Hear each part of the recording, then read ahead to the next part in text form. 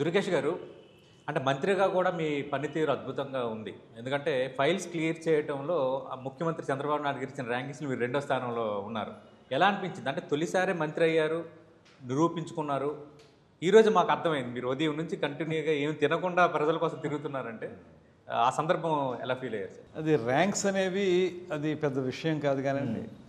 ఒకటేంటంటే మనకు అప్పచెప్పిన పనిని మనం పూర్తి స్థాయిలో నిర్వర్తించడం అనేటువంటిదే నాకు ప్రధానంగా ముందు నుంచి ఉన్నటువంటి లక్షణం.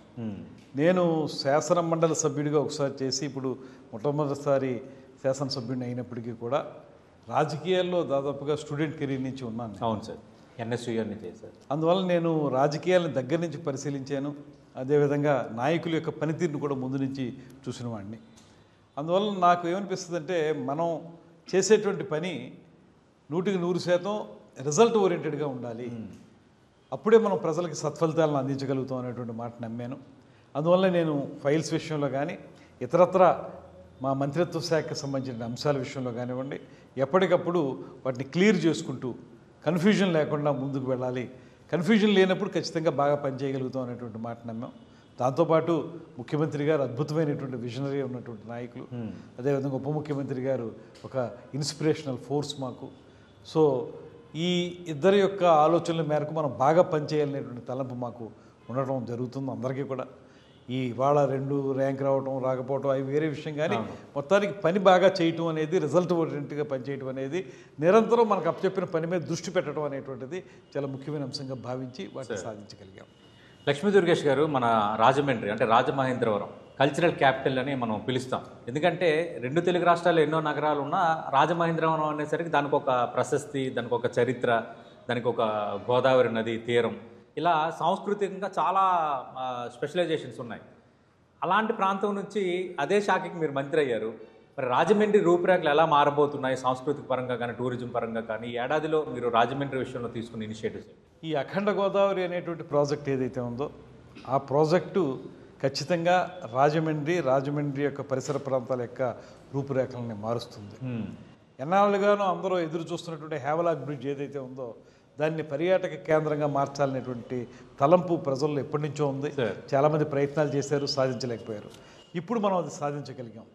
దాన్ని ఇవాళ డిస్మాండిల్ చేసేసి లేకపోతే దాన్ని ఏదో రకంగా అమ్మేద్దాం అనేటువంటి ఆలోచన చేసినప్పుడు మన రాష్ట్ర ప్రభుత్వం నుంచి దాన్ని మనకి దఖలుపరుచుకోవటం, దాన్ని టూరిజంకి తీసుకురావటం, ఇవాళ అక్కడ ఆ హేవలాక్ బ్రిడ్జిని ఒక మాన్యుమెంట్గా, 100 సంవత్సరాల చరిత్ర ఉన్నటువంటి దాన్ని ఒక మాన్యుమెంట్గా నిలబెట్టడానికి దాని మీద 2-3 రకాల మన ఆంధ్రప్రదేశ్ చరిత్ర, అదేవిధంగా రాజమండ్రి చరిత్ర దాన్ని చూపించే విధంగా ఒక బ్లాకు, అదేవిధంగా తర్వాత అసలు ప్రకృతి సౌందర్యం ఏ రకంగా ఉంటుందని చూపించేటువంటి మరో బ్లాకు, కెఫ్టేరియా, అలాంటివి అన్నీ పెట్టి ఒక 18 పిల్లర్స్ వరకు కూడా దాన్ని అద్భుతంగా రూపొందించుతాం. దాని మీద సందర్శకులు వెళ్ళి చూసేలాగా.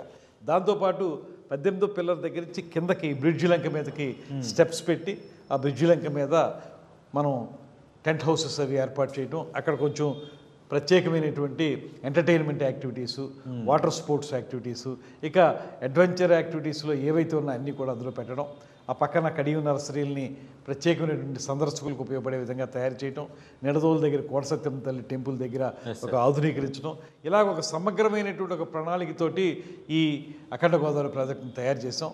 దాన్ని అమలు చేసిన వెంటనే మొత్తం ఈ రూపురేఖలన్నీ కూడా మారతాయి. దాంతోపాటు 2027లో పుష్కరాలు వస్తున్నాయి మనకి. ఆ పుష్కరాలు వచ్చేటప్పటికి రాష్ట్ర ప్రభుత్వం యొక్క సహకారం, కేంద్ర ప్రభుత్వం యొక్క సహకారం కూడా తీసుకుని మీరన్నట్టుగా స్థానికంగా ఉన్నటువంటి శాసనసభ్యులు, రాజమండ్రి సిటీ ఎమ్మెల్యే వాసు గారు, అదేవిధంగా మా రూరల్ ఎమ్మెల్యే బుచ్చు చౌదరి గారు, వీరి అందరి సహకారంతో రాజమండ్రిని సర్వాంగ సుందరంగా తయారు చేయడానికి ఏదైతే కొన్ని ఇబ్బందులు ఉన్నాయో డ్రైనేజీల విషయంలో కానీ ఇంకా 2 ఇయర్స్ ఉంది సార్. ఇంకా 2 ఇయర్స్ ఉంది. అందువల్ల దీనికి ఇప్పటి నుంచే మనం ప్లానింగ్ స్టార్ట్ చేసాం. మీ ముందు చాలా కీలక బాధ్యత ఉంది. ఇప్పుడు బాధ్యత ఉంది, అండ్ బిగ్ టాస్క్. గోదావరి పుష్కరాలు అంటే చాలా పెద్ద ఈవెంట్. పుష్కరాలు అనేటప్పటికి మళ్ళీ దానికి ఏమవుతుందంటేనండి, కల్చరు టూరిజం కలుస్తాయి అందులో. అవును. ఎందుకంటే పుష్కరాలు అనేవి కల్చర్కి సంబంధించినవి. ఎంతో మాకు గత వైభవం చాలా ఉన్నటువంటి చరిత్ర ఉన్నటువంటి ఊరు ఇది. ఆ పుష్కరాలు కూడా గోదావరి పుష్కరాలు అంటే ఒక ప్రత్యేకత ఉన్నటువంటి.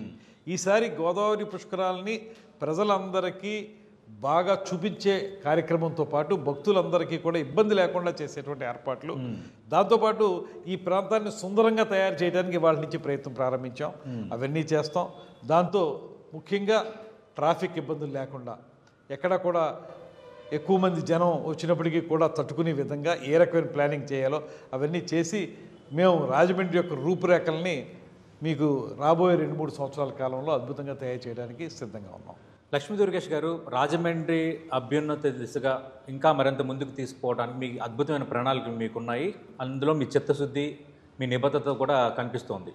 అయితే మీ వస్తూ కొందరితో మామూలుగా మాట్లాడుతున్నప్పుడు రాజమండ్రి అంటే it's a pleasant city, cool, శాంతి భద్రతలు బాగుంటాయి అన్నది ఒక ప్రతీతి. కానీ కొంచెం గంజాయి వాడకం పెరిగింది, కొంచెం బ్రేడ్ బ్యాచ్లు పెరిగాయి, ఇలాంటి కొన్ని ఆరోపణలు వస్తున్నాయి. ఈ విషయంలో మీరు తీసుకుంటే ఇనిషియేటివ్స్ ఏంటి? ఎందుకు ఈ పరిస్థితి ఎందుకు వచ్చింది? ఇది గత ప్రభుత్వం తాలూకు ప్రభుత్వంలో ఉన్నటువంటి దుర్మార్గమైన విధానం వల్ల ఎప్పుడూ లేని అపఖ్యాతిని రాజమండ్రి నగరం మూటకొట్టుకోవాల్సిన పరిస్థితి వచ్చింది. మీరు గమనిస్తే మొత్తం అప్పుడు ఉమ్మడి తూర్పుగోదావరి జిల్లాగా ఉంది.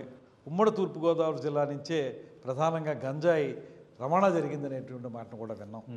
దానికి రాజమండ్రి టౌన్ అవ్వటం వల్ల, సిటీ అవ్వటం వల్ల ఇక్కడ యూత్ ఎక్కువ మంది దానికి ప్రభావితం అవటం, ప్రభుత్వం కూడా దాన్ని నిర్లక్ష్యం చేసి ఎవరైతే గంజాయి సాగు చేస్తారో వాళ్ళని ఎంకరేజ్ చేయటం, ఆ రకమైన విధానం ఆ రోజు తీసుకున్నారు వాళ్ళు. దానివల్ల రాజమండ్రిలో ప్రత్యేకంగా గంజాయి బ్యాచ్ కానీ బ్లేడ్ బ్యాచ్ కానీ విపరీతంగా పెరిగిపోయింది. దాన్ని కంట్రోల్ చేయడానికి ఇవాళ మేము తీసుకుంటున్నటువంటి ఆలోచన ఏంటంటే, దీన్ని ఏదో ఐసోలేటెడ్గా గంజాయి అనేటువంటిదో లేకపోతే బ్లేడ్ బ్యాచ్ అనేటువంటిదో ఒక పోలీస్ డిపార్ట్మెంట్కే చెందింది అనేటువంటి మాటగా పెట్టుకోకుండా, ఐసోలేటెడ్ అప్రోచ్గా కాకుండా దాన్ని ఒక ఇంటిగ్రేటెడ్ అప్రోచ్లో దాన్ని ట్యాకిల్ చేయాలి, అడ్రస్ చేయాలి అనేటువంటి ఆలోచన చేస్తూ ఉన్నాం. దాంట్లో భాగంగా అవేర్నెస్ ఇవ్వడానికి ఒక పౌర సమాజాన్ని కూడా ఉపయోగించుకోవాలి.